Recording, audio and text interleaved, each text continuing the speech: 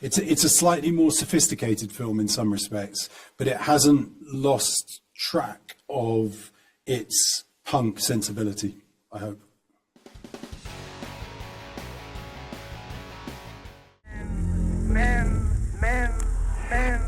Men go mad with watching him.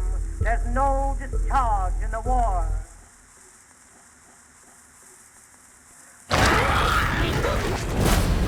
If your eyes drop, they will get the top of you. And when Alex, when you guys reunited, was it the same kind of energy? Because I mean, the film harkens back to, you're pretty close to the original, the style, the feel, and that's pretty hard to regain again, I think, once you've had a really long career. So for you, Alex, what was it revisiting that? I mean, sort of the same energy and also sort of not. I mean, one of the things is it's not quite 28 years later, but it's nearly 25 years later, so a quarter of a century. A lot of time has passed. So there are elements of the way in which Danny and I interact and work together or just talk, which are completely unchanged, exactly as they always were. But at the same time, we're both a lot older.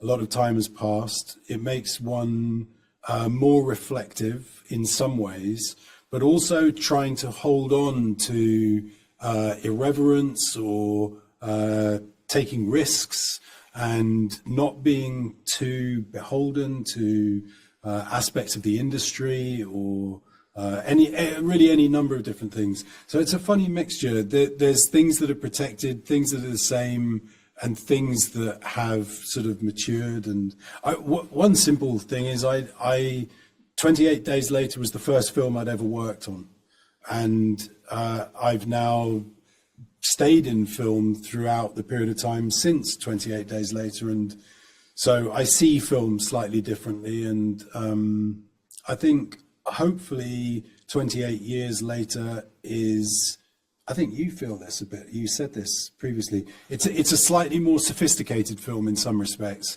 but it hasn't lost track of its punk sensibility, I hope. Exactly, punk, because Danny's early films are so punk rock, right? And this really captured it, which is what I love, because then I started thinking about Trainspotting, and I was like, oh, that's what I fell in love with your films, Danny Boyle.